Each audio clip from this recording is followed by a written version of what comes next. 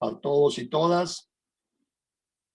Vamos a guardar unos minutos más para que han tenido algún inconveniente. Aldana. Sí, en cuanto al campus, como que me cuesta un poco manejarlo, porque no sé bien en dónde deberían aparecer, por ejemplo, si tenemos tarea, ¿dónde van a aparecer? A ver, la tarea que van a tener es lo que está puesto en el cronograma. Es decir, si le querés llamar tarea, sería la participación obligatoria en los foros. Ahora tienen ustedes un foro debate en el que ya lo tienen habilitado para trabajar el tema y hacer comentarios ahí. Si quieren, después charlamos sobre ese foro específicamente y sobre ese trabajo. Después ustedes van a tener trabajos prácticos. Lo primero que tienen que hacer es mirar el cronograma. En el cronograma está puesto las actividades. Para eso, ustedes van a tener los links y si hay cualquier novedad, se les va a informar, como se les informó el otro día, a través de un correo que se les envía a todos para que lo tengan presente, la habilitación del foro, y al mismo tiempo, al inicio del aula, se pone las novedades. Después, el cronograma les va anticipando cómo semana a semana vamos habilitando nuevas unidades. Las clases o estas reuniones, encuentros de los viernes, ya están todos pautados. La idea de los encuentros es que semana a semana, ustedes durante la semana pueden ir viendo todos los contenidos que ya están volcados de cada unidad, y el viernes podamos conversar directamente. Por eso van a ver que no es un docente el que está con ustedes el día viernes para darles una clase del tema, sino en general, en esta primera lo encabezo yo, pero es el equipo docente el que trata de estar presente en las distintas reuniones para poder conversar con ustedes. Esa es la tarea. Por eso no se asusten con el aula, porque no hay ninguna cosa que sea preocupante. Okay, gracias. ¿Clara? Bien. Utilicen, no sé si ustedes se fijan ahí, van a ver que hay, por ahí Juliana o María Julia. María Julia, podés explicarlo mejor el tema de la manito, que a mí me supera. Vos que sos millennial. La manito, perdón, se aplica desde reacciones. Ahí tienen la opción abajo, y una de las reacciones es levantar la manito, otra es aplaudir. Así que, para las preguntas... No pedimos aplausos, pedimos que levanten la manito no. para, al final quizás para ir haciendo todas las preguntas que quieran. Si ya más o menos han ingresado, me gustaría empezar a charlar un poco sobre lo que estuvieron viendo hasta ahora. Les pido, por favor, ahí escribe Mati, tengo un problema con la PC, con la cámara. Si lo que tiene problema con la cámara, no hay inconveniente. Nosotros les pedimos tener la cámara encendida porque es uno de los requisitos como garantía que pide la facultad para este tipo de encuentros. Sí les pedimos que cierren el micrófono, ahí, si no vamos a tener un niñito llorando, que es el que me debe estar escuchando ahora, y no hay por qué someterlo a esas cuestiones de sufrimiento. Así que, ya les digo, la idea es que podamos estar conversando y que en cualquier momento ustedes van o levantando la mano o escribiendo ahí al costado para que podamos conversar, que no sea un monólogo de nuestra parte. Si ustedes se fijan en la unidad 1 que acabamos de ver, es una unidad que nosotros insistimos siempre en que es de tipo procedimental. ¿Qué significa eso? Que aparecen toda una serie de temas en los cuales hablamos de hechos y de procesos políticos, de libre albedrío, determinismo y condicionamiento. Muchos son contrapuestos, aparecen como antagónicos, idealismo y materialismo, estructura con superestructura, y uno cuando empieza a leerlo dice, bueno, ¿qué tiene que ver uno con otro? ¿Para qué estoy estudiando esto? ¿Es para pensar como el libre albedrío para este tema y pensar como determinista para el otro? La idea, que esperamos haberlo logrado y si no, seguimos trabajando sobre eso, es que cuando terminan de ver todas estas herramientas de comprensión, entiendan por qué nosotros asumimos una determinada posición respecto a el accionar del ser humano. ¿Y por qué cuando ustedes agarran la unidad número 2, empiezan a ver que ya la tienen en su vida, ya están trabajándola, comunidad primitiva, dice estructura económico-social. Esclavismo, estructura económico-social. Grecia, estructura económico-social. Es decir, eso indica una forma de entender al ser humano. Entonces, cuando ustedes hacen el balance comprensivo de la unidad 1, van a ver que en definitiva estamos siempre hablando de lo mismo. Lo que estamos haciendo es enfocarlo de distintos ángulos, mostrar las distintas maneras de entender esa realidad y después adoptar la que nosotros creemos que es la más adecuada para ubicar al hombre como un ser activo. Cuando decimos al hombre es al hombre y a la mujer, al hombre en sentido integral, a la mujer en sentido integral, como seres activos, como creadores de su propia historia. El tema es cómo hacen la historia. Entonces, si uno razona como lo hace desde el libre albedrío, dice el hombre hace la historia como tiene ganas. La mujer se levanta un día y dice hoy hago una revolución. ¿Por qué no la hace? Por una cuestión de decisión, por una cuestión de falta de capacidad, por una cuestión de que no tuvo ganas. ¿Me quedo durmiendo o voy a trabajar? ¿Algo me prohíbe quedarme durmiendo? Frente a eso ustedes van a ver distintas posiciones que nosotros explicamos ahí, técnicamente se llaman deterministas. En el punto 4 de la unidad 1, cuando habla de explicación y comprensión de las leyes sociales, aparece en teoría de los factores. La teoría de los factores son distintas posturas que asume el determinismo. Entonces, en el libro de lecturas tienen, en el libro de elementos, la teoría de los climas, de Montesquieu y de Aristóteles, es un tipo de análisis determinista. Es un análisis que está diciendo, cuando un pueblo vive en determinado tipo de clima, piensa, actúa de cierta forma. Hay una relación de causa-efecto. Eso es lo que implica hablar de la teoría de los factores. De esta manera, para el libre albedrío, el ser humano puede hacer lo que quiera cuando quiera. Para el determinismo, con las distintas formas de determinismo, el ser humano no está sometido por algo externo a él que lo obliga a actuar de esa manera. Puede ser un determinismo religioso. Nosotros creemos que ambas posturas están equivocadas. Que los seres humanos somos seres activos, que nacemos en una realidad. Que esta realidad nos va a condicionar en nuestro accionar, que va a influir sobre nosotros. Que nunca podemos dejar de lado esa realidad. Sí que podemos superarla. Y permanentemente el hacer historia es ir superando los conflictos que nos presenta la realidad. Por eso, cuando decimos ¿cómo estudiamos la historia? ¿La estudiamos a través de analizar hechos aislados?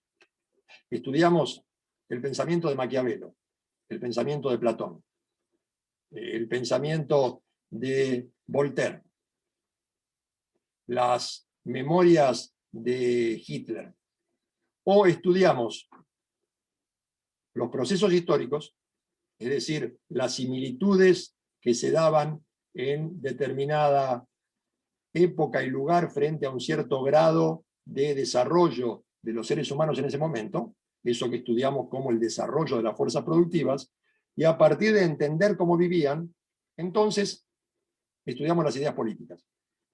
Eso es lo que, desde otro vocabulario, le dirían estudio el contexto. ¿Dónde vivía Maquiavelo? En Italia. ¿Qué pasaba en Italia en el 1500? ¿Cuál era la situación económico-social? A partir de ahí yo puedo entender por qué Maquiavelo tenía ciertas ideas y no otras. Yo puedo decir, Maquiavelo era una persona adelantada para su época. No, Maquiavelo era retrasado para su época. Si no, ¿cuál es el parámetro para decir que alguien es avanzado o atrasado? Esta concepción que uno dice es de izquierda a de derecha. La izquierda está unida a una visión de progreso de futuro. Y la derecha está unida con una mirada vuelta al pasado o atrás. Calificar a alguien que es de un pensamiento de izquierda o de derecha no se puede hacer sin saber dónde está situado. ¿En qué época estoy hablando? Entonces, Aristóteles, ¿es de izquierda o de derecha? ¿Qué les parece? Me gustaría ver alguna mano. Pedro. Yo diría que, primero por la posesión de esclavos, yo diría que de derecha, porque vivía según las normas de ahí, pero su forma de pensar de cómo vivían los humanos lo colocaría un poco más como tan solo pensador, diría que tan solo lo pone como de izquierda, ya que está mirando en una visión a futuro. Bien, me gusta eso. Pero hay que ver su ética en cómo tenía tanto tiempo para eso. Eso es interesante. A ver, Aldana creo que estaba segunda. Yo creo que me parece más que me inclino por la derecha, ¿Por qué? porque de por sí, porque él tenía un pensamiento esclavista en cuanto a que nacemos con una estructura física que algunos están preparados para dirigir y otros están preparados para las tareas árduas. Entonces me parece que eso es más de derecha que de izquierda. Correcto. Y incluso me parece que es más atrasado, porque en realidad como no había otra idea de cómo poder reemplazar el esclavismo en ese entonces, solo le quedó conceptuarse en eso, creo yo. A ver, Agustín. Escucho a Agustín, a Pablo y después pasamos a los comentarios. Agustín. No, en realidad iba a decir exactamente lo mismo que Aldana, así que no tengo otro comentario. Bien, Pablo. Sí, coincido también con Aldana, porque también estaba bajo un reinado, estaba bajo las órdenes de un rey también. En ese contexto quizás, él quizás tenía pensamientos, podemos decir también de izquierda, si bien coincido con Aldana, pero también él tenía la mente más abierta que los demás, y sus pensamientos eran diferentes. Por lo consiguiente, quizás al estar bajo un reinado, él estaba condicionado a decir que el esclavismo era bueno y que había que tratarlo como tal. A ver, vamos a tratar de pensar sobre esto. El hecho de vivir en un reinado sería el aspecto de la parte política en la cual él estaba viviendo.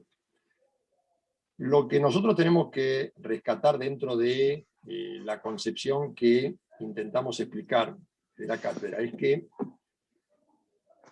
Aristóteles vivía en una época en la cual la manera de subsistir era a partir de la estructura esclavista. No había otra forma. Por lo tanto, cuando Aristóteles opina sobre la esclavitud, entiende que la esclavitud es algo natural en el ser humano. ¿Por qué? Porque sería inimaginable para él una sociedad sin esclavos. Si yo le preguntara ahora si la esclavitud es buena o mala, calculo que la mayoría me va a levantar la mano y me va a decir que es mala. Y si alguno considera que es buena, no se va a atrever a levantar la mano por el resto de los compañeros. Ahora, si yo les digo que la esclavitud no siempre fue mala, que fue muy buena, ¿qué me dicen? Y este es el problema de Aristóteles. Nosotros, por eso es tan importante entender los procesos históricos. En la humanidad no hubo siempre esclavos. Hubo una etapa que ustedes empiezan a estudiar en la unidad 2, cuando vemos la evolución, previa al salvajismo, a la barbarie, que fue una etapa en la cual los seres humanos se pasaban toda la jornada para poder obtener o conseguir lo mínimo para subsistir. No sabían cultivar, no sabían trabajar la tierra, no sabían criar animales. Entonces se unían en grupos, porque el ser humano es un ser social, no es un ser que vive solo, sino que vive con otros seres como él, y se juntaban para poder ir a buscar la comida. Se enfrentaban con un mamut, con un dinosaurio, y o lo comía el dinosaurio o ellos lograban derrotarlo y tenían comida para un par de días. Había veces que se encontraban con otra horda que iba a buscar el mismo dinosaurio y se enfrentaban con esa horda. Al enfrentarse con esa otra horda, con ese otro grupo, y el grupo vencedor tenía un dilema. El dilema era, ¿qué hacemos? ¿Qué hacemos con estos a los cuales vencimos?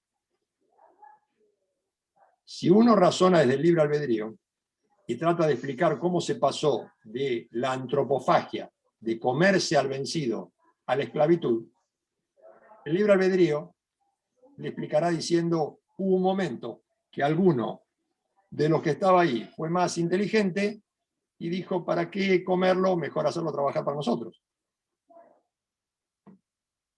¿No es mucho más inteligente? Les pregunto. ¿Es correcta esa explicación?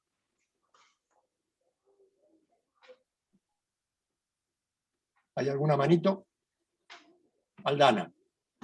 Me parece que es antinatural el esclavismo, de todas maneras, porque no va en contra de lo que vendría a ser nuestra naturaleza y encima no conviene, más allá de que sí, haces trabajar a quienes venciste, pero aún así tenés problemas, porque ellos en algún momento se te van a rebelar. Entonces tenés que echar la fuerza bruta. Entonces ahí es como medio extraño. Y no todos están preparados para esos trabajos.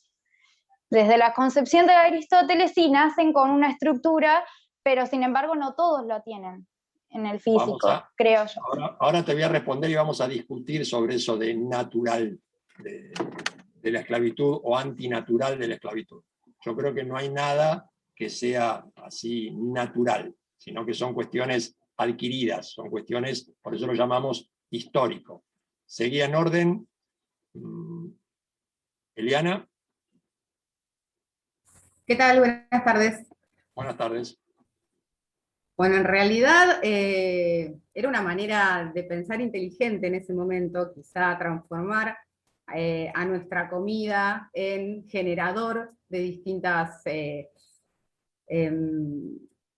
no solamente generador de nuestros alimentos, sino de nuestros servicios, ¿sí? Para simplificarnos y demás. Ahora hay que verlo desde el punto de vista de que esa persona quizá también obtenía, ¿sí?, un bienestar, desde mi punto de vista. O sea, quizá por eso el esclavismo tampoco era algo ni tan bueno ni tan malo. No, pero un segundo. No llegamos al esclavismo. Por ahora estamos en la etapa en la cual yo pertenezco al grupo vencedor, derroté a este grupo y me lo como. ¿Cuándo dejo de comer al grupo? Esta es la pregunta. Es decir, ¿cómo se pasa de la antropofagia a la esclavitud? Se pasa por una decisión de soy muy inteligente y me doy cuenta que me conviene explotarlo. Mariano, ¿qué opinas? Quedaste con la mano levantada. Sí, buenas tardes. Buenas tardes. Sí, yo creo que cambia un poquito la forma de pensar, pero hay que ver el contexto, ¿verdad? Porque al principio la antropofagia, en otros periodos, inclusive en otras regiones, era visto como algo, no voy a decir natural, pero era común, y esa era la forma de pensar, y no por eso, si tuviéramos esa tribu de caníbales, para ellos es normal. Pero en ese momento se empezó a pensar otra forma, o por lo menos se le dio otra salida a esa situación. Por ejemplo, no necesitaban comérselo Hasta ahí seguiríamos con una explicación por el libre albedrío. A ver, Martina.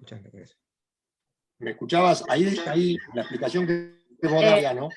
Todavía el cambio se da a partir del pensamiento. Ahora vamos a ver, porque si el ejemplo del pasaje de la antropofagia al esclavismo nos permite facilitar la comprensión de la teoría del materialismo dialéctico, que es lo que intentamos mostrar. Martina. Sí, hola. Yo creo que, o sea, ocurre ese pasaje porque el ser humano se da cuenta que es mucho más beneficioso que otro case por él en vez de comérselo. O sea, el ser humano lo elige para mí, volver esclavos a los otros. Y es porque es todo un proceso, digamos. Llega a ese razonamiento dándose cuenta de lo que hizo anteriormente. Sí, pero no. Esta sería la respuesta dialéctica. Agustín. No, disculpe, no podía desactivar el micrófono. Ah, Creo que el pasaje surgía por el mercado en realidad. Al necesitar fuerza de trabajo para progresar, decidieron que era más conveniente pasar de la antropofagia a un esclavismo, ¿no? no sería. Y queda Rodríguez Víctor, no sé si es Víctor o Victoria, porque no me aparece acá, perdón. Que aparece con la mano levantada. Ahora te veo, tenés muteado, Victoria. ¿Ahora? Ahora sí. Ay, bueno. Pasa que escuché a los chicos y ya se me fue lo que iba a decir. Me quedé muda. No te ¿Me puede preocupes. volver a repetir lo que estábamos A en ver, lo que proceso? estamos discutiendo es esto. ¿Cómo se produce? ¿Por qué se produce? El libre albedrío explica Sí. que el cambio se da a partir de la inteligencia de los seres humanos, de la capacidad. Es decir, hoy Sí, el ya hablamos del neoliberalismo contexto. va a hablar del emprendedurismo, le va a llamar en un estilo actual. El hombre, el ser humano es un ser inteligente, pensante, y como tal, un día se da cuenta que para qué me lo voy a comer, lo puedo hacer trabajar y hacer las tareas desagradables por mí. ¿Está bien eso? ¿Es así? Claro, el tema es que en esa época considerar que alguien, o sea, tiene que ser un grupo reducido de personas que pueda beneficiarse de eso. O sea, si lo piensas desde mi persona, ¿no? Desde mi contexto. Yo creo que es más que beneficio de inteligencia, era el contexto en sí que lo llevó a hacer el traspaso. No creo que haya o sea, que hubo un grupo de personas que dijo, bueno, este es beneficio, los vamos a hacer, o sea, los vamos a poner a laburar para nosotros. ¿Qué entienden por ¿Cómo? contexto? ¿Qué entendés por contexto? El avance, o sea, y el hecho de que, no sé cómo explicarlo ahora. A ver, déjame que intento explicarlo yo, a ver si los convence más mi explicación. La antropofagia se corresponde a un cierto grado de desarrollo de las fuerzas productivas. Yo por eso les dije, los seres humanos no sabían cultivar, no sabían criar animales, no tenían animales de cría, se pasaban todo el día buscando su comida. A partir de ahí, cuando se encontraban con otro, el plantearse hacerlo esclavo no tenía ningún sentido, porque si yo quiero hacerlo hacer esclavo, ese esclavo, ¿qué va a hacer? Va a estar todo el día tratando de buscar su propia comida. Claro. Además voy a tener que cuidarlo. Además voy a correr el riesgo de que me ataque. Entonces, frente a eso, frente a esa realidad que me marca el desarrollo de las fuerzas productivas, lo que hacemos es, lo comemos.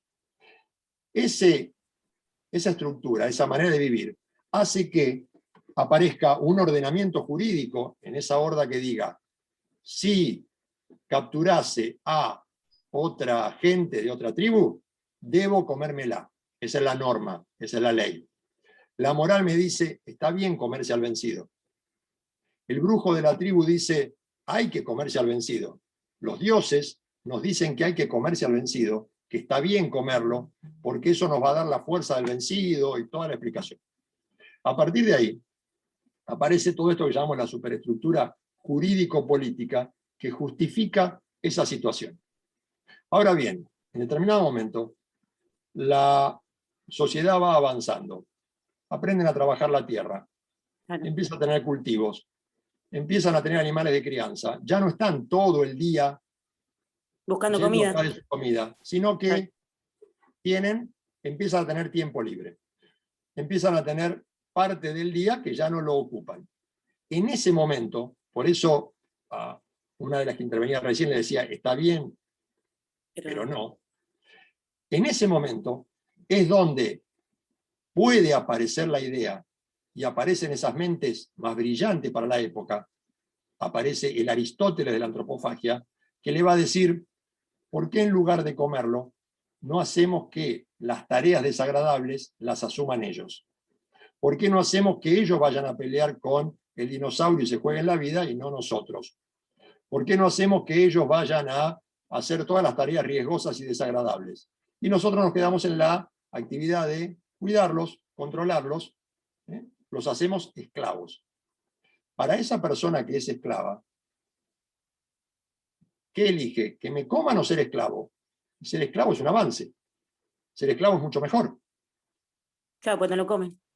Exacto. Entonces, ¿cuál va a ser la lucha que se da? Se da una lucha entre los sectores conservadores anteriores que dicen no podemos hacer esto, los dioses nos van a castigar, las normas dicen que hay que comerlo, y el nuevo sector que dice no, aprovechémoslo, que ellos hagan la tarea, hagamos los esclavos. En esa lucha termina venciendo el sector más avanzado, el sector que va acorde con el nuevo desarrollo de las fuerzas productivas. Entonces ustedes van a ver que todos los pueblos antiguos pasan por ese proceso. Un proceso en el cual la esclavitud además va evolucionando. Entonces, cuando tengo mucha gente a la cual conquisté, el dueño del esclavo tiene el derecho de vida y muerte sobre el esclavo. Lo vamos a ver en Grecia, en Roma, en Egipto, en cualquier pueblo antiguo. Soy dueño del esclavo, haga lo que quiero. Lo quiero matar, lo puedo matar. Ahora, cuando el esclavo empieza a ser un bien escaso, cuando ya Roma no conquista lo que conquistaba antes, y los esclavos empiezan a ser un resultado de que hay cría de esclavos, el Estado es la clase dominante que organiza y que representa esos intereses, el Estado interviene y dice, no podemos permitir que ustedes maten a los esclavos por más que vos tengas muchos, porque si vos los matás, la sociedad no tiene para producir. Entonces, en ese contexto aparecen lo que se conoce como leyes humanitarias. Ahora hay que proteger al esclavo. Pégale latigazos, pero no le corte las manos porque no puede trabajar. Entonces, la superestructura jurídico-política guarda relación con la estructura económico-social. Son dos cosas que van juntas. En última instancia, si quiero entender cómo piensan los seres humanos, tengo que entender cómo viven. Para comprender si la esclavitud es buena o mala, o por qué Aristóteles era de izquierda en esa época, el pensamiento de Aristóteles era brillante para la época, era avanzado para la época, pero vivía en la época esclavista. Entonces, si él llegase a plantear en esa época, tiene que desaparecer la esclavitud, sería considerado un loco sin sentido. No, ni siquiera algo que va contra la institución o contra la autoridad del rey. Si desaparecen los esclavos, ¿cómo se vive? No hay forma. Las revueltas de los esclavistas, ustedes van a ver las películas de Espartaco, Espartaco que se rebela con los esclavos. Espartaco no quiere hacer una revolución para que desaparezca la esclavitud. Espartaco lo que quiere es no ser el esclavo. Ningún esclavo pretendía la abolición de la esclavitud. Para que se llegue a la abolición de la esclavitud, tuvo que pasar mucho tiempo para que la esclavitud pudiese ser reemplazada por otros modos de producción superiores. Por el siervo, durante la etapa feudal, en la cual sigue manteniendo en algunos sectores la esclavitud, y cuando llegó el capitalismo. El capitalismo va a barrer, lo vamos a estudiar nosotros, con los modos de producción anteriores. Entonces, cuando hoy encontramos que hay trata de personas y sometidos a la esclavitud, todos sabemos que está mal. Y al mismo tiempo, la sociedad lo castiga, porque para el propio sistema capitalista, la esclavitud no es rentable. La esclavitud destruye al trabajador. Y lo que necesita el capitalismo es trabajadores, a los cuales le pagan un salario y esos trabajadores después van y compran los productos que están produciendo. Si yo tengo esclavos, ¿a quién le vendo los productos? Si el esclavo no tiene ingreso, no puede comprar nada. ¿Se dan cuenta? Entonces, esta es la lógica. Por eso tenemos que entender el lugar que ocupa la manera de pensar en esa relación. La manera de pensar no la estamos descartando. Lógicamente, a alguien se le tiene que haber ocurrido, hagámoslo esclavo. Pero para que se le pueda ocurrir, tienen que estar dadas las condiciones materiales. Tiene que estar dado un cierto nivel de producción que le permita pasar a ese estadio. Si no, no se le puede ocurrir. ¿Se entiende lo que estoy planteando? Ahí dice de Joana, concuerdo con Federico Daniel, la esclavitud está disfrazada de trabajo formal y se demostró con el secreto del capitalismo, la plusvalía. A ver, Joana, si podés explicarlo mejor porque no alcanzo a entenderlo. ¿Dónde está Joana?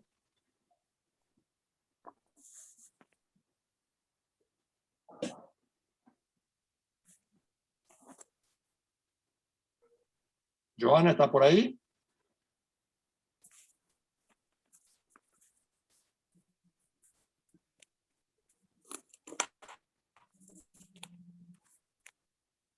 La perdimos a Joana.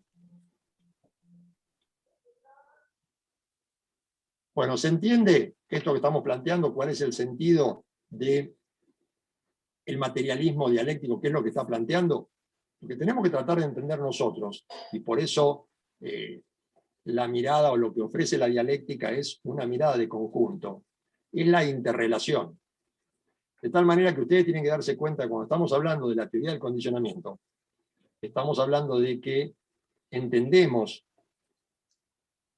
el accionar de los seres humanos estudiando los procesos, no los hechos aislados. Que hablar de la teoría del condicionamiento es hablar del materialismo dialéctico. Es hablar de la interpretación de la historia, toma el nombre de materialismo histórico, por eso alguno ha preguntado qué diferencia hay entre materialismo dialéctico y materialismo histórico. Ninguno, es el mismo. Hablar de materialismo dialéctico o histórico son sinónimos, depende de lo que se esté aplicando. Para la interpretación de la historia, Marx y Engels hablaron del materialismo histórico. Por eso, lo que vamos a estudiar siempre es al autor, al ideólogo, en el contexto. Lo primero es siglo, época en la que vivía.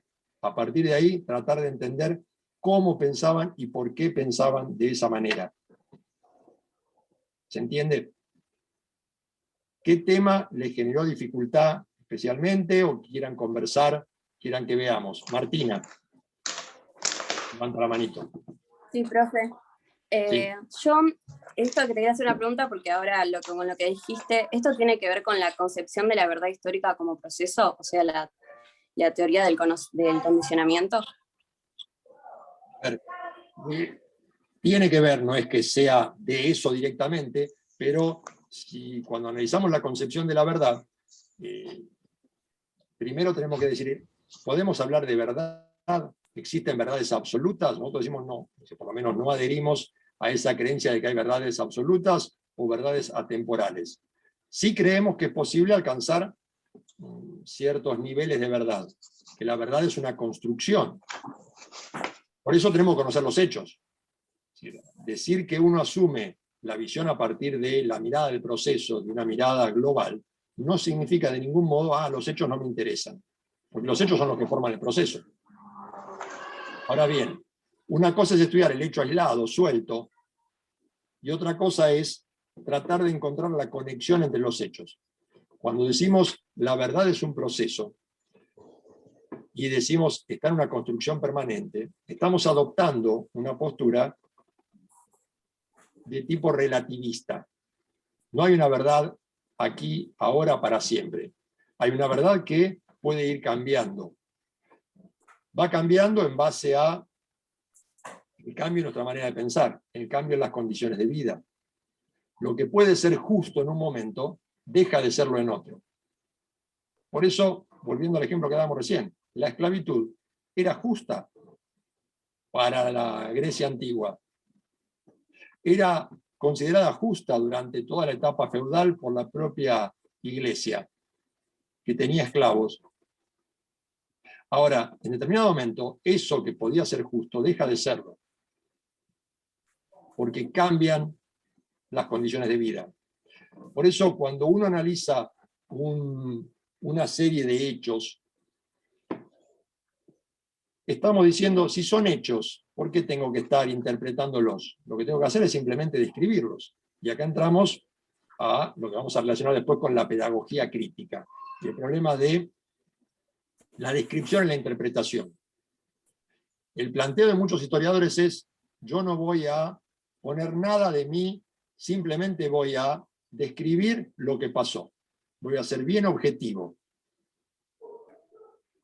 ¿Es posible eso? Nosotros decimos, no, no hay manera de hacer eso. Ya el solo hecho de seleccionar una circunstancia sobre otra ya implica una toma de posición. Entonces, yo voy a escribir sobre la Revolución de Mayo en Argentina. Una cosa es la historia de la Revolución de Mayo, escrita por Vicente Fidel López, que era, el padre había estado trabajando en la Revolución de Mayo, entonces la había vivido, estaba ahí, sabía lo que había pasado. Ahora, cuando ustedes ven esa misma historia, contada 50 años después, se descubrieron otras cuestiones. La mirada empieza a abrirse y es una mirada mucho más amplia. Y cuando escribimos hoy, cuando Felipe Piña escribe hoy sobre la Revolución de Mayo, la forma de entenderla es totalmente distinta. En aquel momento no estaban diciendo, mira, esta Revolución de Mayo aparece como una revolución de liberación que se da al mismo tiempo en toda la América española y que ya se había dado en la América inglesa en el norte y que tiene que ver con un cierto grado de desarrollo de la burguesía.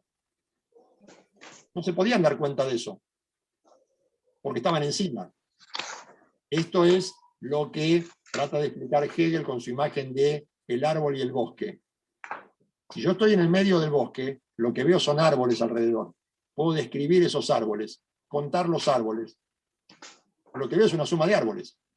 Si yo estoy viajando en un avión arriba, no demasiado alto, veo que hay una cantidad, una masa. Si no me acerco no me doy cuenta qué es, pero veo que está todo cubierto. Donde logro tener cierta distancia, me doy cuenta que hay árboles que forman un bosque. Para darme cuenta que hay un bosque, tengo que conocer los árboles. Para darme cuenta de las revoluciones burguesas, tengo que entender lo que pasó en Inglaterra, en Francia, en cada uno de esos momentos. Encontrar las relaciones. Y me voy a dar cuenta que con hechos absolutamente diferentes, con personajes diferentes, hablo de revoluciones burguesas. Tienen todas las mismas características.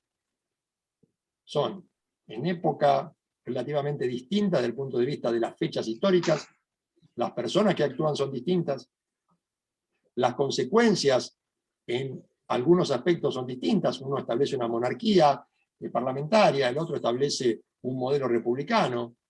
Sin embargo, todas tienen características comunes, se dan frente a un modelo feudal que está derrumbándose, que está siendo reemplazado por una nueva clase social, la burguesía, si ya lo van a estudiar ustedes, que hace que relacionemos eso y hablemos de el proceso.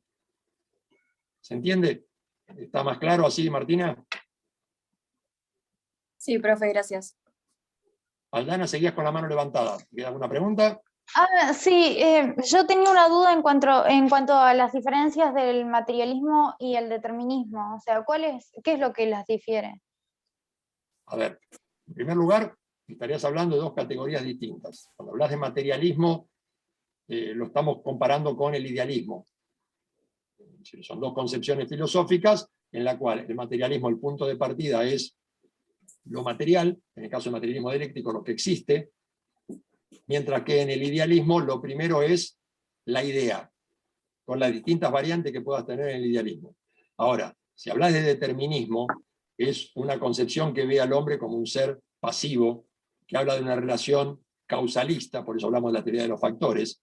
Hay un factor que es el que obliga a actuar al hombre de esa manera. Frente a eso aparece la teoría del libre albedrío. Entonces, si vos te referís a la concepción del materialismo histórico dialéctico, el materialismo histórico dialéctico, desde la posición, y alguno lo planteó en las críticas de Popper y Sartre, hay una acusación al materialismo histórico como determinista. Es decir, lo que determina es la economía. Justamente lo que plantean Marx y Engels, y ustedes van a tener en el libro de estudios, cuando se habla de materialismo histórico, las cartas de Engels, donde Engels explica, nunca dijimos que la economía fuese determinante. Lo que dijimos es que hay una interrelación dialéctica, un ida y vuelta entre la manera de vivir y la manera de pensar. que en última instancia, lo que tengo que fijar mi atención es en la manera de vivir. Ese es el hilo rojo, la estructura económico-social. Por eso, nosotros decimos, la concepción del materialismo histórico no es determinista, sino que está ligada a la teoría del condicionamiento. No lo vemos como un determinismo. ¿Se entiende ahora? Sí, Pablo, gracias. discúlpame. Sí. Acá Analía pide a ver si puedes profundizar un poco en la ley dialéctica de salto cuanti-cualitativo en el Sí. chat. No hay problema. La dialéctica tiene toda una serie de leyes, pueden haber, de acuerdo a los autores, 4 leyes, 5 leyes. En realidad hay 2 ejes para entender la diferencia entre la lógica formal y la lógica dialéctica. Entre ambas lógicas, la diferencia es, la lógica formal analiza los objetos en reposo. Para analizar los objetos en reposo, lo primero que tiene que hacer es identificar el objeto. Por eso ustedes van a ver que la ley básica de la lógica formal, una ley que permitió el avance de la ciencia durante mucho tiempo, es la ley de identidad. Toda cosa es igual a sí misma. A es igual a A. Este vaso es un vaso. A partir de ahí se van a derivar todas las demás leyes. Este vaso es un vaso y no puede ser una manzana o un teléfono.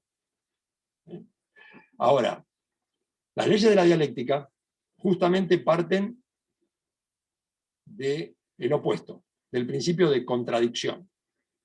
¿Sí? Frente al principio de no contradicción de la lógica formal, la dialéctica se basa en la contradicción, en los opuestos, en que A puede ser A y no A al mismo tiempo. Es un absurdo.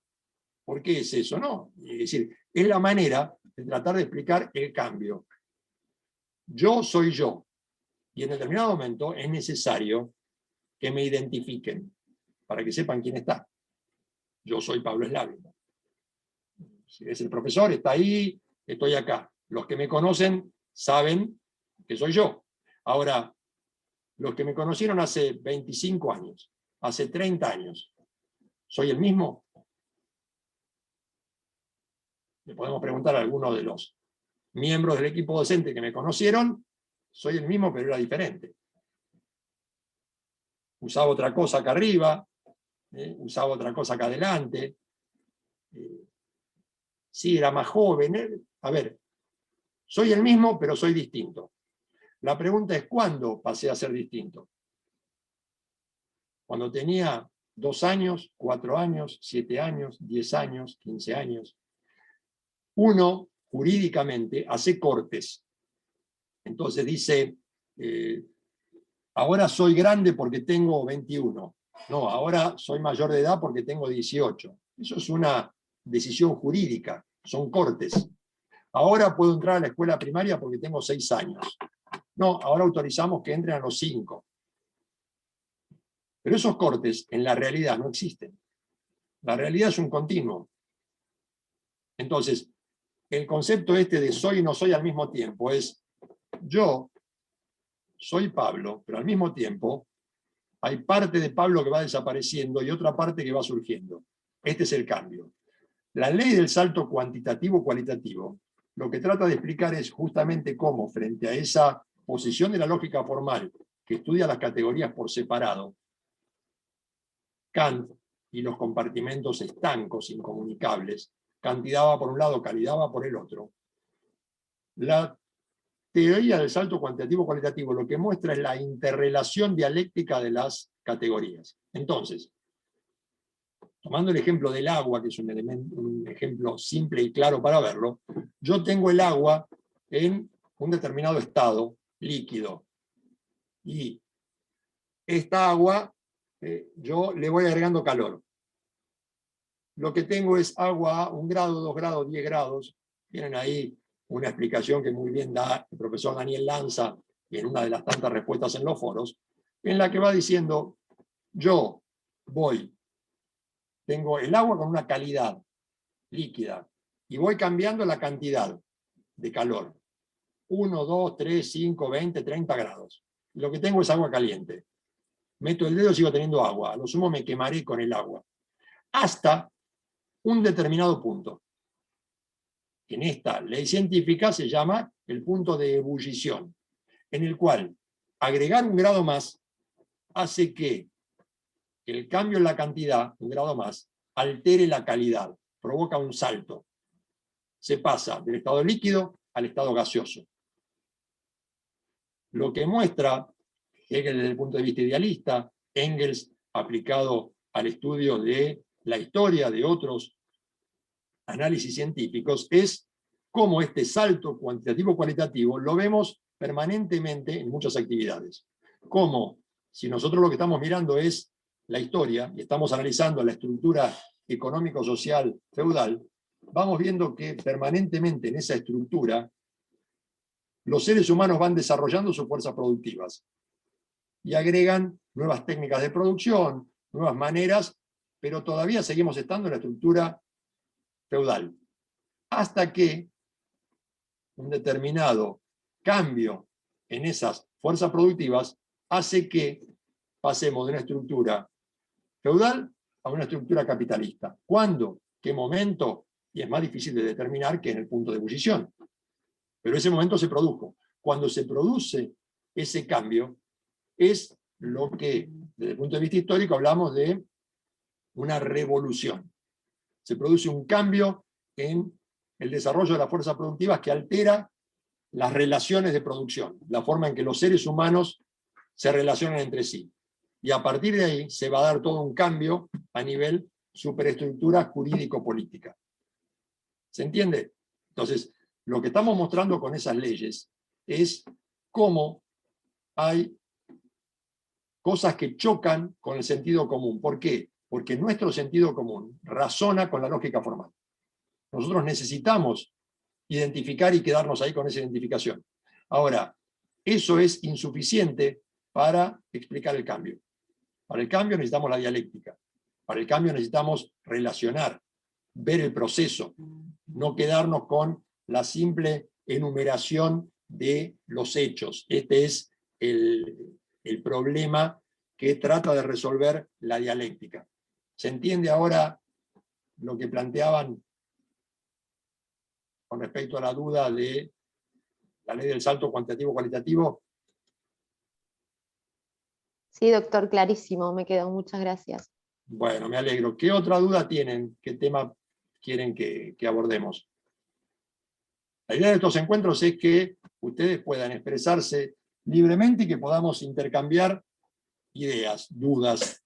Esto es un poco lo que insistimos con esa concepción de la pedagogía crítica. Y que nos escuchamos mutuamente. Aldana, nuevamente, decime. El tema de los existencialistas, ellos plantean la idea de la existencia de Dios, ¿verdad? ¿Eso es lo que consistiría o lo entendí mal? No, no necesariamente el existencialismo es una cuestión religiosa. Lo que plantean los existencialistas hay que ubicarlo en la época en la que están escribiendo en una época en la cual acaba de producirse la Segunda Guerra Mundial, los crímenes del nazismo. Entonces lo que tratan de recuperar es la mirada sobre el ser humano como un papel importante, el ser humano como ser activo. Por eso es que dicen lo primero es la existencia, y a partir de la existencia viene la construcción de la esencia.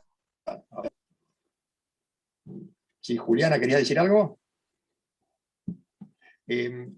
A partir de eso, lo que plantean los existencialistas es focalizar en la cuestión del ser humano, el ser y la existencia.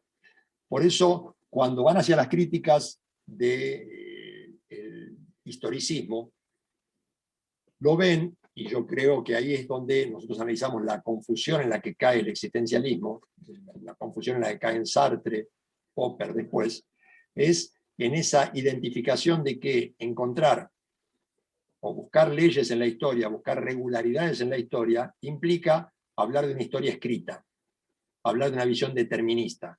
Y ahí es donde ellos mezclan el historicismo en su búsqueda de regularidades con la identificación de historicismo con determinismo.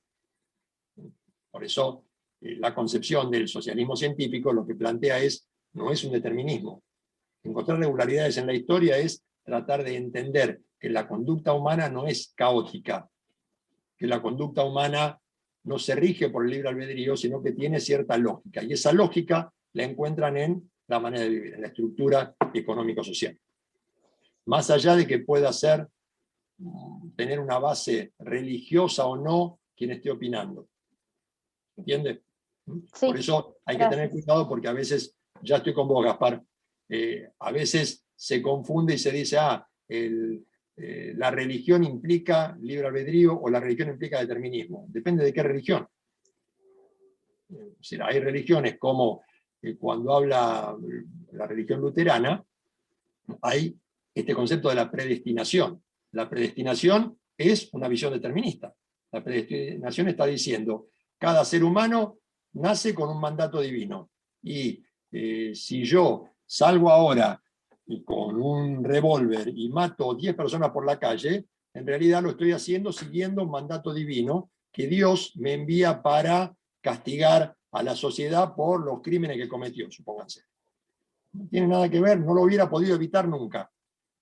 Ahora, la religión católica, de San Agustín para acá, plantea que el ser humano es creado a imagen y semejanza de Dios. Que Dios le puso al ser humano una especie de chip que es el libre albedrío. Y a partir de ahí, los seres humanos en la tierra son libres de hacer lo que quieran y como quieran. Ahora, después van a ser juzgados arriba. Si actuaron bien o si actuaron mal. Vos fijate que tenés dos posturas religiosas, una determinista, otra en el libre albedrío. ¿Se entiende? Sí. Eso hay que mirarlo en el contexto. Gaspar, ¿tenías alguna pregunta o comentario? Hola, profe, ¿cómo anda? Y buenas tardes Bien. para todos. Buenas tardes. Tenía una duda porque, bueno, yo recién con el tema del campus y, bueno, del aula y eso estoy aprendiendo, voy de a poco. Y en uno de sus videos de la unidad 1 que dice Producción del Conocimiento y Pedagogía Crítica, usted hace, bueno, referencia al conocimiento, y en una de las cosas que usted nombra dice que trata de razonar desde nosotros, o sea, los seres humanos, el razonamiento, digamos, ¿no? Que, digamos, lo que usted intenta decir es las verdades, o sea, tratar de analizar las verdades, las distintas verdades de la vida a lo largo de la historia, digamos, ¿no? Que usted nombra entre el educando y el educador. Es algo que usted no sería tan así, pero termina la idea y te lo comento. Claro. Y usted, por lo que me dio a interpretar a mí, es que lo que usted logra buscar es, entre todos, tratar de hacer un coloquio, digamos. A ver, la idea del coloquio está buena. Lo que estamos planteando ahí, no es que lo plantee yo, es decir, yo adhiero a esa forma de tratar de entender, es ver qué papel cumple la educación.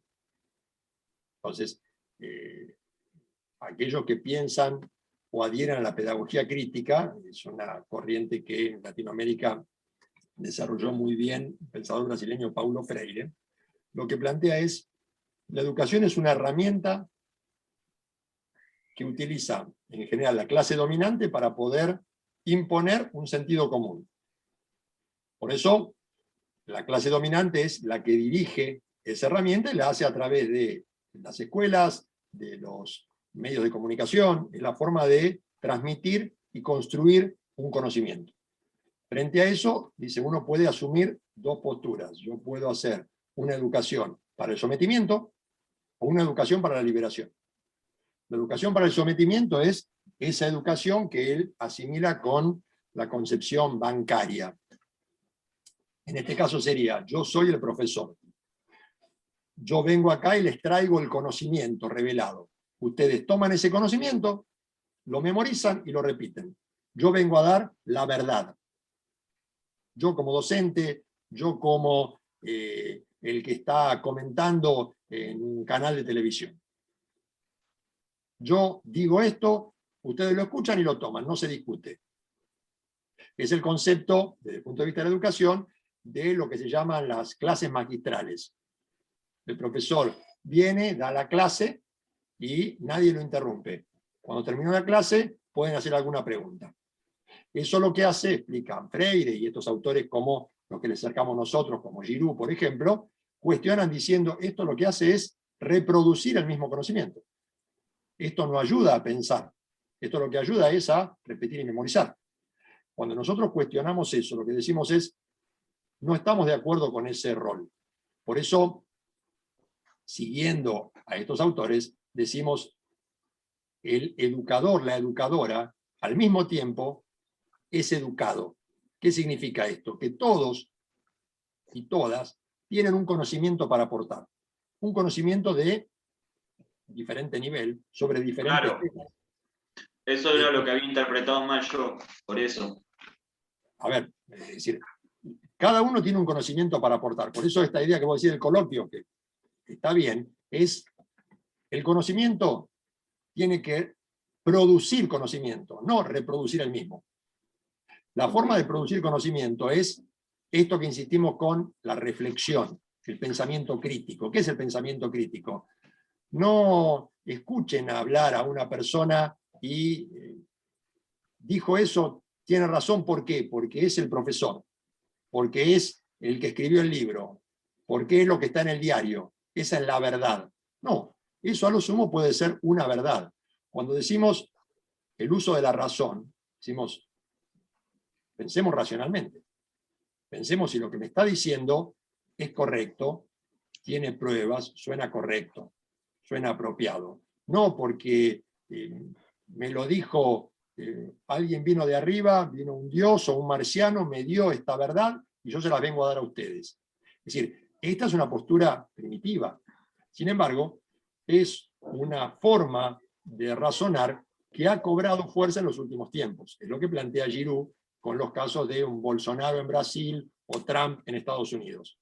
Es decir, cómo determinadas sectas van a aquellos sectores que están desesperados en la sociedad, que necesitan alguna salvación, y dicen, yo te traigo la solución. Es esta, tomala, que aquí viene. Esto puede venir, lo usa el neoliberalismo, pero también puede venir de la izquierda, que es cuando critican las posturas de adoctrinamiento. Es decir, porque una educación para la liberación es una educación que se arma desde abajo, que se construye. ¿Cómo se construye? Se construye a través del estudio, de la comprensión, pero de la discusión y el debate.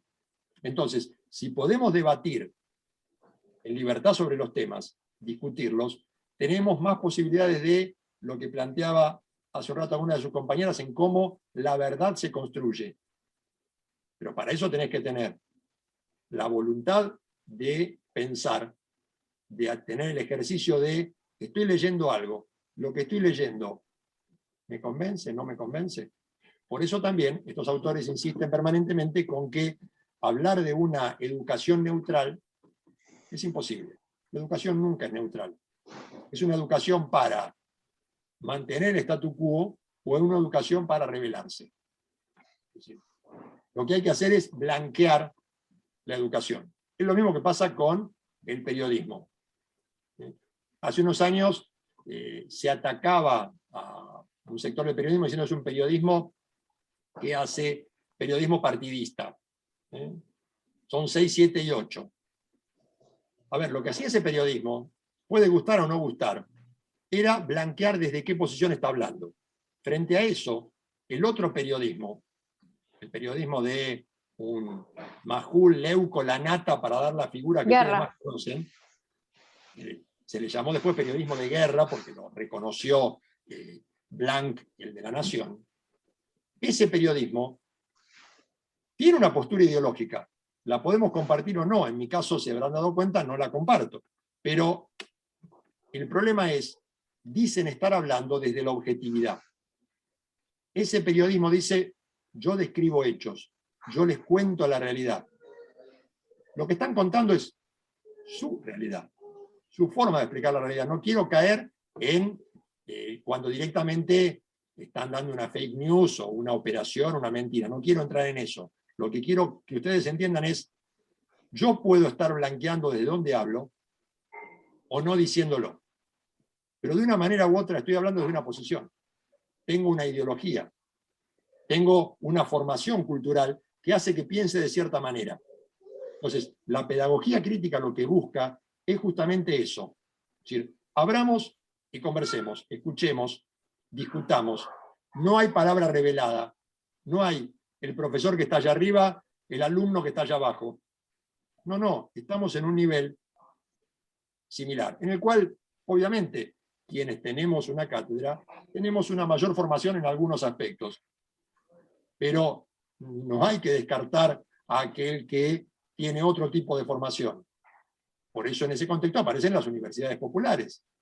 Es lo que muestra Freire. Hay un compañero de ustedes que lo puso ahí en el foro, que era estudiante de música, o profesor de música, que puso unas frases de Freire, se las recomiendo que las lean, muy interesante, viendo estos casos prácticos de cómo aquel que recibe determinado tipo de educación, esa educación a veces lo somete.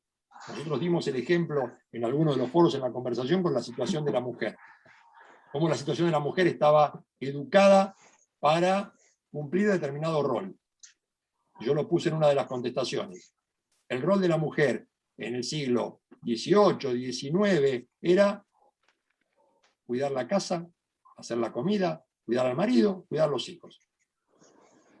Entonces, la mujer no podía ir a estudiar. Lo que tenía que estudiar era cocina y corte y confección. Cuando una mujer iba a la universidad hacia fines del siglo XIX, la miraban como una loca. Las propias mujeres la miraban como una loca, no simplemente los hombres que la atacaban. ¿Por qué? Porque estaban formadas así, porque habían escuchado a sus abuelas, a su madre repetirles un determinado discurso. Entonces, su pensamiento estaba muy fuertemente condicionado por esa sociedad.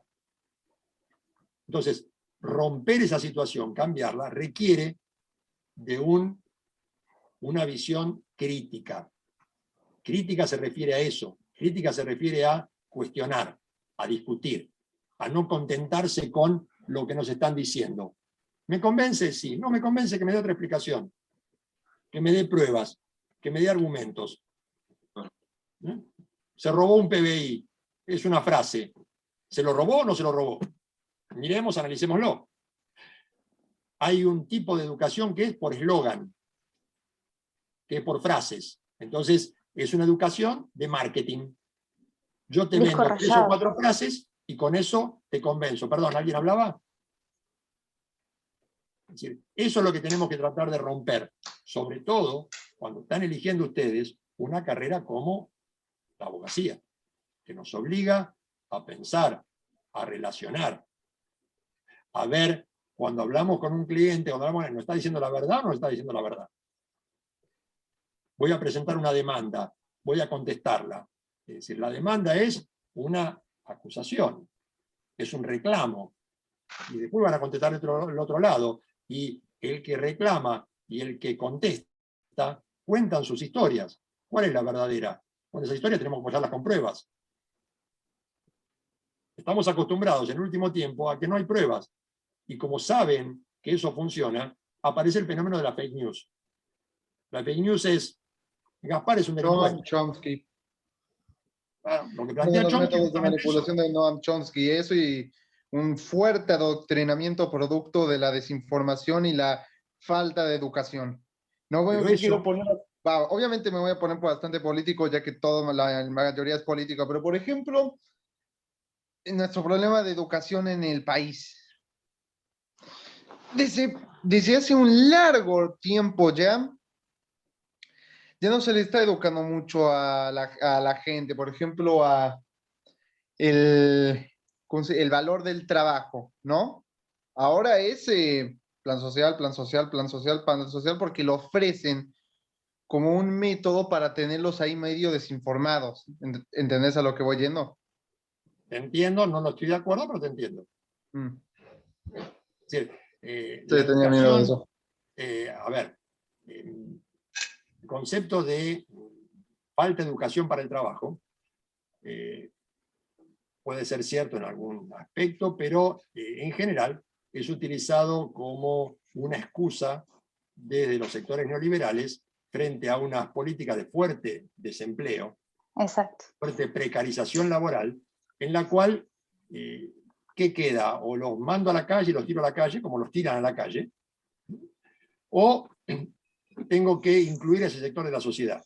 El neoliberalismo ha hecho una expulsión de gente de la sociedad. El propio capitalismo tiene, por un reemplazo lógico de mano de obra por la máquina, generar desempleo. A partir de ahí, los planes sociales no afectan la cultura del trabajo. Es decir, en general, ayudan. Estadísticamente, tengan cerrado el micrófono, van pidiendo la mano para que no haga eco. El plan social, la gente no elige ir a plan social, la gente si puede ir a trabajar, va a trabajar. Es decir, esta concepción es la concepción justamente de la mirada del neoliberalismo frente a la pobreza. La pobreza es estigmatizada, la pobreza es asociada con el delincuente, con el vago que no quiere trabajar. Frente a una visión que tenía el estado de bienestar, mucho más lógica a mi manera de ver, que es el pobre es un resultado del propio sistema. El sistema capitalista genera pobreza.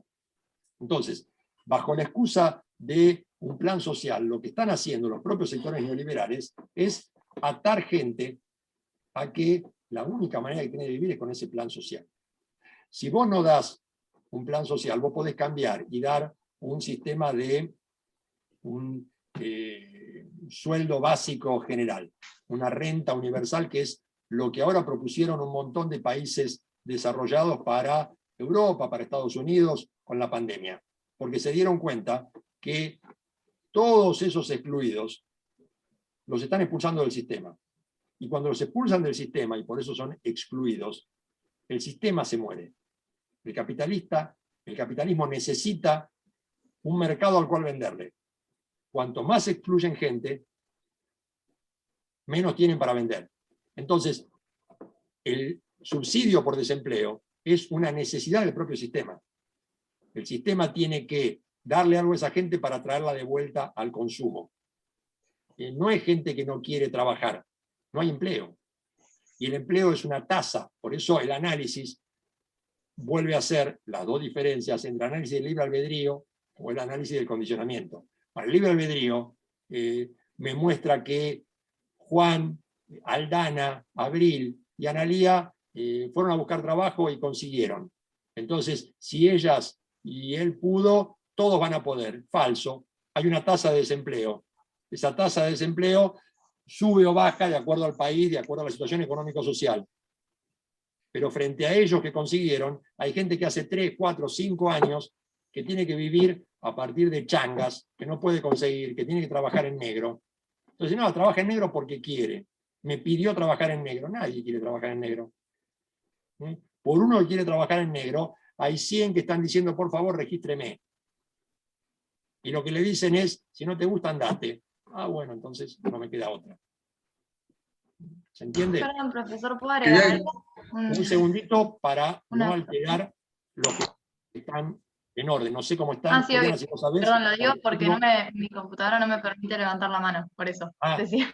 Sí, pero estaban, perdóname, estaba Carlos Charlie y Nicolás Susano antes que habían levantado la mano. Bien. Quizás les Después damos la lugar, palabra a ellos. Quienes que hablan, sí, los escuchamos y las escuchamos a todas. Sí, Juli, repartí el orden. Creo que Carlos Charlie y luego Nicolás Susano habían levantado la mano. Bien, Carlos, te escuchamos. Sí, el tema que usted decía, ¿se escucha así? Sí, sí, lo escucho perfectamente. El tema que usted decía, sí, yo tengo una pyme, ¿no? Y es necesario, pues yo también pensaba en un momento, después analizando varios procesos de macroeconomía, es necesario darle a la gente esa ayuda. Primero que está excluida, que como dijo usted, no es que no quieren. Pues yo tengo gente que ha tomado un 1, por ahí no quieren ponerlo en blanco, porque tienen un plan o algo y tienen miedo a perderlo, pues mañana pierden un empleo o lo que sea.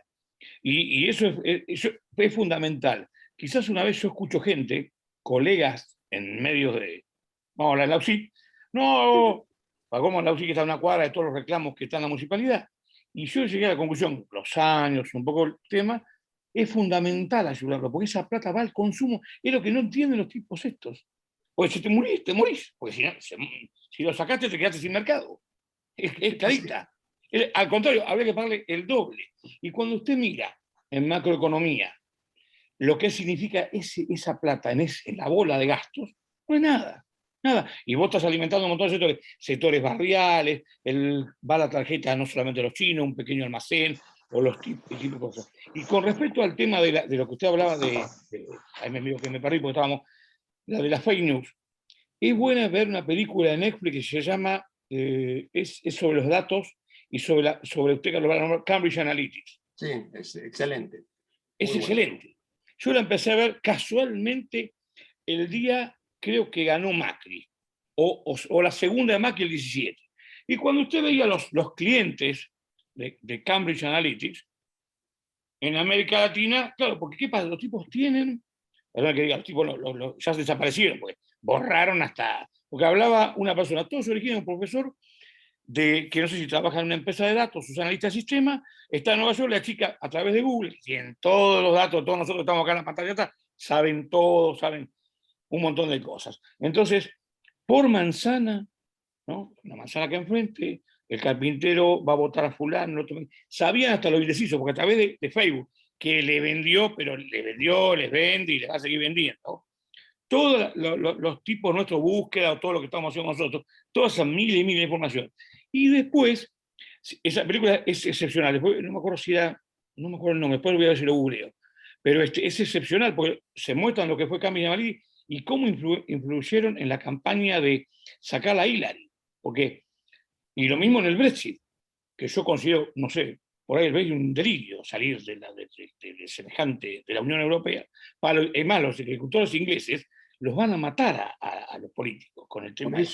Por eso, Carlos, el modelo neoliberal, lo que presenta ya, no sé si lo comentamos hace un rato, porque es la tercera reunión que tengo en el día y a veces uno mismo puede quedar un poco mareado, pero el neoliberalismo, en su estigmatización de la política, lo que busca justamente es el marketing. Lo que busca es convencer no con ideas, sino con imágenes, por eso las fake news son tan importantes, y al delegitimar la política, uno diría, si la política no sirve para nada, ¿para qué se presentan a cargos políticos? Cuando se presentan a cargos políticos, el discurso es, yo no hago política, yo hago gestión. Sí. ¿Qué es gestión? Gestión es hacer política. Dale un nombre distinto, pero está haciendo lo mismo. Cuando se delegitima al Estado, y dicen, el Estado banca a todos los pobres, tiene que desaparecer el Estado, da la casualidad que son la mayoría, esos grandes empresarios, que hicieron su fortuna a partir del Estado. Sí, son todos. Del Estado. Bueno, Majú lo explica bien claro en el libro La Argentina, que es un libro de los dueños de la Argentina, pero está clarito ese libro. Y otra película que recomiendo, bueno, no recomiendo ver, sino que yo eso de Cambridge, todo ese sistema, lo vi mirando House of Cards. Me llamaba la atención y en un momento la cantidad de datos que los tipos influían en la manzana. Bueno, acá Pablo Slavin va a votar a fulano, Carlito va a votar a otro, Aldana va a votar a otro. Y a través de meter en las capas de información lo que iban cambiando el resultado. Y es real, ¿eh?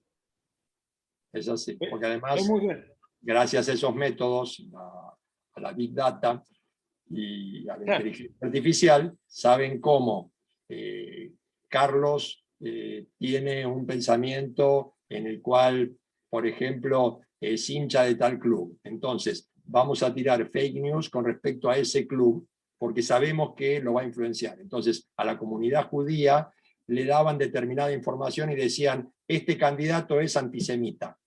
Aunque no lo fuera, simplemente con una fake news. Y aquellos que estaban preocupados porque era un sector feminista, estigmatizaban a ese candidato, pero esa noticia llegaba nada más que a ese sector. Sí. Gracias, Carlos. Gracias a usted. ¿Quién está en orden? ¿Nicolás? Sí, Nicolás y Lucía, pero quedan, les pediría que sean breves porque no quedan tantos minutos de la clase. Y después seguimos con el show en la hora siguiente. Sí. Seguimos, bien. Hola, profe. Nicolás. Para hacerte una pregunta de la unidad 2, sobre... La unidad 2 la charlamos la semana que viene.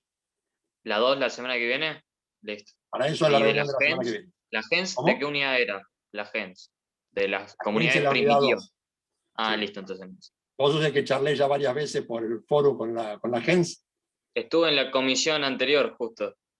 Estuve en la clase. Está bien. Gracias. Bien. ¿Quién más estaba? ¿Lucía?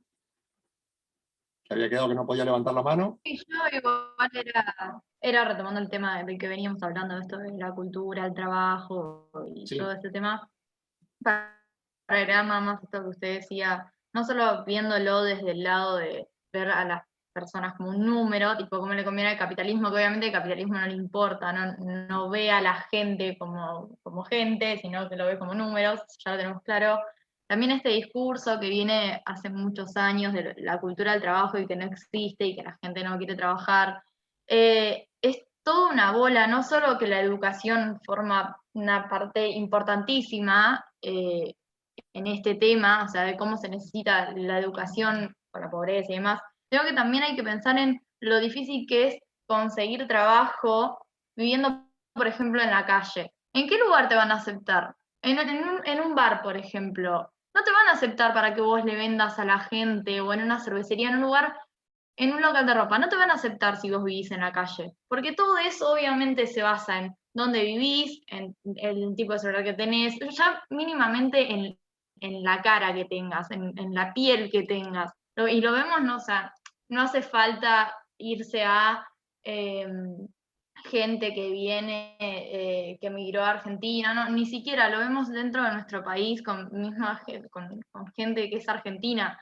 Como es muy difícil exigirle a alguien que vive en la calle o que no necesariamente vive en la calle, pero vive en condiciones precarias, una familia de 5 personas que no tienen para comer a fin de mes y que es algo que cada vez avanza más. Es muy difícil exigirles que salgan a buscar trabajo. Y misma gente de clase media le resulta difícil. Yo soy de clase media y en búsqueda de trabajo me han preguntado en qué zona de Mar del Plata vivo. Lo digo en empresas que son conocidas por supuestamente incluir jóvenes en el trabajo, en la vida laboral. Te preguntan en qué barrio vivís. Si vivís en La Perla o en el centro, probablemente te llamen antes que si vivís en el barrio Libertad o en el Centenario. Eso es así, entonces es muy difícil exigirle a la gente que salga a buscar trabajo sin ver todo el contexto que se vive, si sos una persona que busca trabajo, cuál es la realidad. Era eso. Nada más, toda una cuestión de clasismo también. A veces uno enfoca el tema de, cuando se habla de la discriminación o del racismo, y nosotros tenemos el error de identificar racismo con raza negra. Entonces, en Estados Unidos hay racismo porque están contra los negros, pero acá no tenemos racismo, acá tenemos mucho racismo.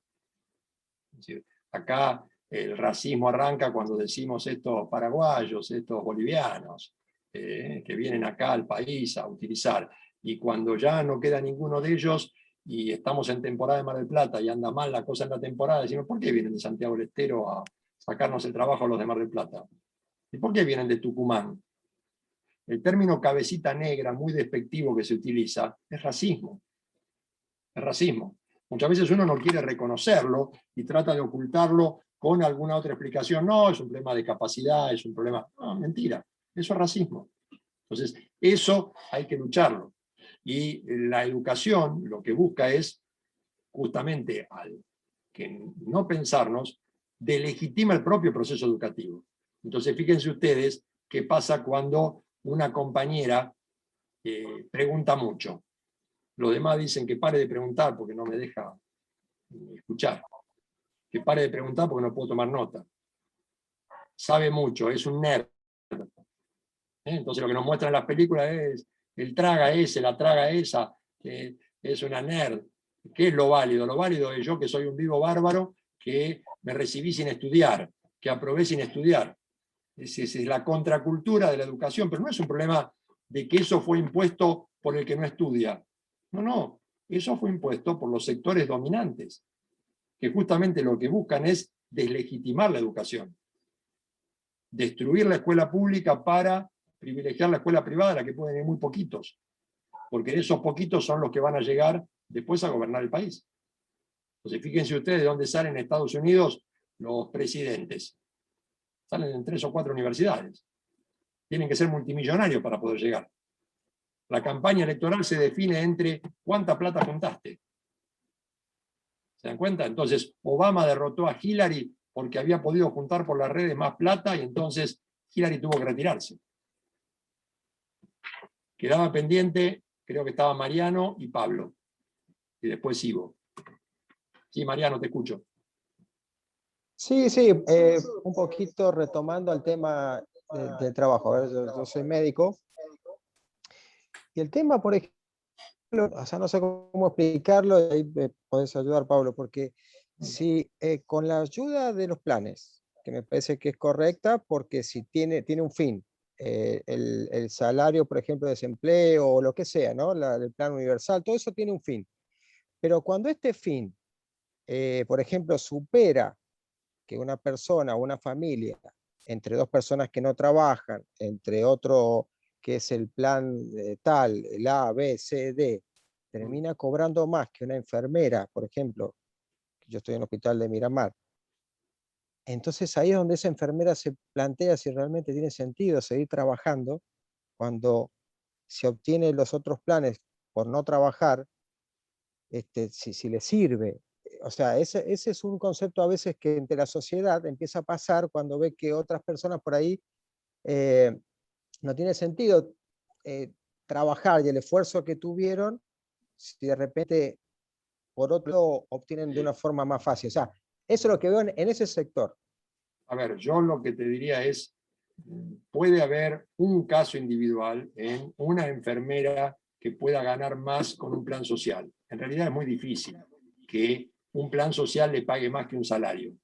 Que vos me digas, lo junta con varios, con los hijos, con otros más, entonces no es el tema de la enfermera. El tema es que son varios que pueden conseguir un salario que dudo mucho que ese salario sea, el subsidio que le dan, sea más que si todos esos que están ahí cobraran salario. No creo que ninguno de ellos esté ganando plata suficiente para decir, me dedico a viajar, a pasarla bien y nada. A lo sumo, podrán tener para subsistir. La realidad marca que mucha gente que trabaja como enfermera, como maestra, en un montón de roles fundamentales en la sociedad, apenas alcanza para subsistir con lo que gana. Eso es cierto. Por eso, es decir, lo que habría que hacer es reforzar esos salarios, aumentar los salarios de la enfermera, aumentar los salarios. Pero lamentablemente, con el discurso contra los subsidios que viene de parte de la derecha, que viene de parte del modelo neoliberal, primero se estigmatiza al pobre, después se dice hay que terminar con los subsidios para poder invertirlos en otra cosa que sea la educación, la salud. Y lo único que se hace es sacar el subsidio, mandar a esa gente, expulsar a la pobreza, pero jamás invertirlo en educación, ni en salud, ni en seguridad. Entonces, vos mirás en el estado que sea y vas a ver las cifras, y te encontrás con que lo que hubo es una desinversión en cada uno de esos planes. Mirás el presupuesto de Cava en los últimos 12 años y lo que vas a ver es permanentemente una reducción del presupuesto en educación, una reducción del presupuesto en salud. Y lo que es peor, a veces para cumplir políticamente se establecen determinados presupuestos que después el fenómeno es la subejecución. Yo tengo 1 millón de pesos para pagar en salud y no la gasto en salud. Después cambio la partida y la destino a otro lado. Por eso hay que tener mucho cuidado con un discurso que en un caso puede ser real. Puede haber una persona que prefiera quedarse con el plan. La mayoría no eligen vivir con un plan. Yo para colmo, Pablo, te comento que yo como he estado en varias etapas o varios gobiernos, en la misma, por ejemplo, municipalidad y todo, veo que es lo mismo hace 4 años atrás como ahora. O sea, tampoco digo este gobierno, no, todos los gobiernos. O sea, veo que a lo largo de la historia a nadie de los gobiernos les gustó, o sea, les interesó mejorar la salud, la seguridad y la educación. Es como que siempre han sido las tres partes que han sido un poco descuidadas. Pero sinceramente una enfermera cobra 22.000, 25.000 pesos. Entonces entre una familia que tiene tantas personas, es cierto lo que decís, hay que subirle a esa enfermera. Lo que está mal está el que tiene un sueldo bajísimo. Pero bueno, ese es el tema por ahí que planteaba y sí, estoy de acuerdo con lo que me De todas maneras, igual, es decir, yo creo que puede haber errores en todos los gobiernos, pero no son todos los gobiernos lo mismo. No son todos los gobiernos lo mismo. Es decir, hay diferencias. De hecho, vos mirás el presupuesto educativo, vas a ver un ascenso entre el 2005 y 2015, con alguna alteración, pero en general una curva que sube, y vas a ver un 2016, 17, 18 que empieza a bajar así. Y lo mismo en salud, y lo mismo en otros sectores. Que se puede hacer mejor, sin duda. Se pudo haber hecho mejor en 2013, 2015, sin duda. Ahora, no es lo mismo. Eso Perfecto, gracias. lo vamos a discutir más adelante igual. Queda un poquito, porque ya tenemos que pasar a la otra clase. Estaba Pablo, Ivo. Sí. Sí, yo no lo veo tampoco mal a los planes sociales, yo lo veo bien. El problema es que los gobiernos en general corren el peligro de usarlo como un clientelismo a esos planes sociales. Entonces, no es un peligro, ahí es se una genera el intención. problema. Más Claro, que un peligro, es una intención. ¿Sí? Claro, ahí se genera, creo, el problema, porque planes sociales no solo en Argentina, hay en muchos países del mundo generan planes sociales para la gente que no Todo tiene país, trabajo. A ver, los planes sociales es algo que nace a partir del estado de bienestar y el seguro de desempleo. Es decir, Keynes lo que viene a plantear es eso, el seguro de desempleo es un plan social. Lo plantean los países desarrollados. Ahora, ¿cómo se usa después eso? Y es lo mismo que estamos hablando de la educación y la cultura. Yo puedo utilizarla para adoctrinar o puedo utilizarla para liberar. Yo puedo utilizar el plan para verdaderamente tratar de lograr que esa gente pueda comer, pueda salir de la pobreza, ayudarla a reinsertarse socialmente, o puedo hacerlo para que me vote, para que me apoye, para tenerla y llevarla atada. Eso, lo que está mal no es el plan en sí, sino el uso que se le da a eso, el clientelismo. Sí, y también creo que quizás renegamos mucho del capitalismo y después estamos pidiendo trabajo, que no hay trabajo, que salgo a buscar y no hay trabajo, no hay trabajo. Y en realidad el trabajo lo genera casi el capitalismo, porque las empresas son capitalistas de por sí. Y yo necesito muchas empresas para generar el trabajo. Entonces renegar del capitalismo quizás no es tan bueno si después estoy pidiendo trabajo y estoy renegando que no hay trabajo. Quizás el capitalismo, a cierta medida, me puede solucionar parte del problema que estoy teniendo. Sí, lo que tenemos que hacer ahí es, a veces por ahí uno se confunde desde el punto de vista terminológico en la precisión. Uno no reniega del capitalismo. El capitalismo está. El capitalismo es el sistema. Es decir, no es que yo diga, elijo otro. No puedo elegir otro. Vivimos en un modo de vida capitalista. Lo que estamos señalando es las contradicciones que tiene ese sistema. Porque cuando hablamos de los subsidios o del estado de bienestar, eso se produjo en el modelo capitalista. Y cuando hablamos del modelo neoliberal, estamos hablando de posturas políticas dentro del sistema capitalista. Entonces, nadie reniega del capitalista. Ahora, el que monta la empresa sin trabajadores no la puede montar. El capitalista sobrevive a partir de la plusvalía que extrae de los trabajadores. Es así, no hay otra forma. Entonces, cuando uno dice el capitalismo, podría ser un capitalismo mucho más redistributivo, no como en los últimos 40 años, en lo cual las cifras en todo el mundo lo que muestran es una concentración de la riqueza cada vez en menos manos. Entonces, cuando se habla de ese 1% o ese 0,99 del 1%, es gente que se está quedando. Vos tenés un 1% que tiene la mitad de la riqueza del planeta. No me parece muy justo. ¿Podrían vivir con menos? Sí, pueden vivir varias generaciones con mucho menos esos ultra ricos. Entonces, eso no significa que el capitalismo esté mal. El capitalismo puede no gustarme, pero es. Entonces, lo que uno trata de plantear es de qué manera podríamos vivir mejor dentro de este sistema. Ninguno está planteando como una posibilidad cercana, una revolución social que haga pasar del capitalismo a otro sistema de vida. No es algo posible o potable en esta condición, y menos en Argentina como país subdesarrollado. Tenía pendiente ahí Ivo, si lo escuchamos antes de cerrar, que nos quedan 2 o 3 minutitos. Hola, ¿se me escucha bien? ¿Sí? Si yo era para dar mi opinión, que estoy discrepando con Lucía, que antes mencionaba que para el capitalismo somos números. Podría ser, pero yo lo veo más como que somos consumidores. también mencionaba del tema empleos, que si nos ponemos a fijar en los países más capitalistas, que por lo general son Europa, América del Norte, la tasa de desempleo es mucho más baja en comparación a países netamente socialistas, como por ejemplo Venezuela, Cuba, Corea del Norte. Además de... Sí. Un segundo. Primero, no es cierto lo de desempleo. Vos tenés España que tuvo tasa de desempleo en 20%, altísimas. Segundo, no sé, salvo por una cuestión de marketing o de impuesto, de dónde analizás que Venezuela sea socialista. Venezuela no tiene absolutamente nada de socialista. Venezuela vive de la venta del petróleo a Estados Unidos. Si hay algo más capitalista que eso, desconozco. Es decir, estamos confundiendo lo que un país se autodefina, te diría en una concepción moderna cómo se autopercibe, entonces somos el socialismo del siglo XXI, con que eso sea socialista. Venezuela no tiene nada de socialista, nunca se acercó al socialismo. Entonces, lo utiliza sectores de la ultraderecha a nivel mundial para decir el peligro de Venezuela. Argentina jamás se pudo acercar a Venezuela, no tiene nada que ver con Venezuela. Sin embargo, se repite eso. Corea del Norte no tiene nada de socialista. Y te diría, la tasa de desempleo que tiene es bajísima Corea del Norte, pero independientemente de eso, Corea del Norte es un estado autoritario, totalitario.